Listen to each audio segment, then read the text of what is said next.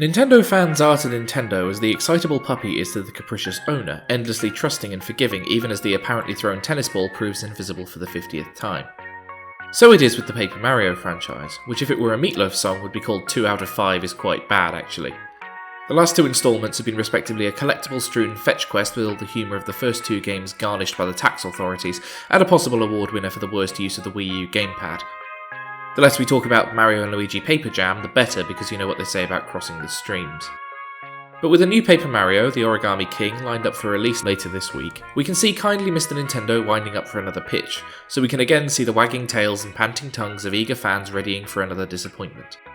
But you'll note in all this introduction that we haven't mentioned that game. You know the one. The weird one. No, not that one. Not the one with the Princess Peach shower scenes either. Yeah, that's the one.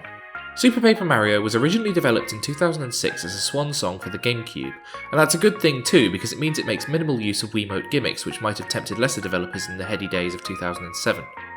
There are still periodic uses such as for performing tricks to gain extra XP in combat and scanning the screen with your pet butterfly encyclopedia, but generally the game goes back to basics with a side-scrolling platforming approach. It wasn't that well regarded by fans at the time, and with several good reasons. The plot takes a turn past wacky and into downright surreal, all parallel universes and a Phantom of the Opera-style tragic antagonist, far removed from the cartoonish villainy of Bowser or the second game's X-Nauts. The gameplay's been simplified too. Gone are the amateur dramatics turn-based stage fights, and in comes standard Mario platforming. And the game's partners are mostly mute pixels, a poor replacement for the colourful cast of friends Mario dragged along for the first two adventures. But despite all this, Super Paper Mario works, and if Nintendo want to bring life back to the series by changing away from the traditional formula, they could stand to learn a lot from it. For starters, think about combining what no other Paper Mario has done and make the combat both short and meaningful. All the other games have shunted their combat off into a pocket dimension with varying levels of success. The first two titles got away with it because combat was purposeful, yielding experience points, badges and items, and containing enough complex interaction that it could still stimulate the old neurons after a few hundred repetitions.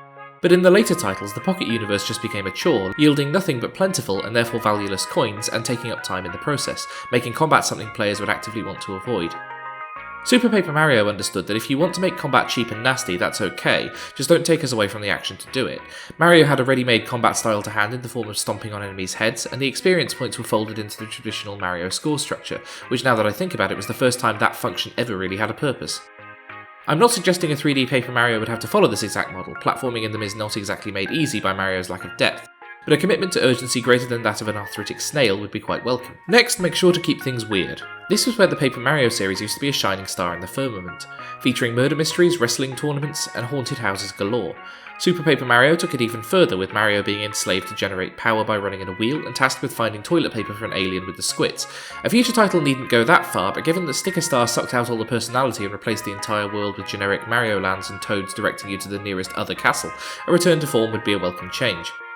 Lastly, don't be afraid to mix up the format. Variety is the spice of life, and Paper Mario has the opportunity to be the stationery shop equivalent of a can full of mace when it's willing to experiment.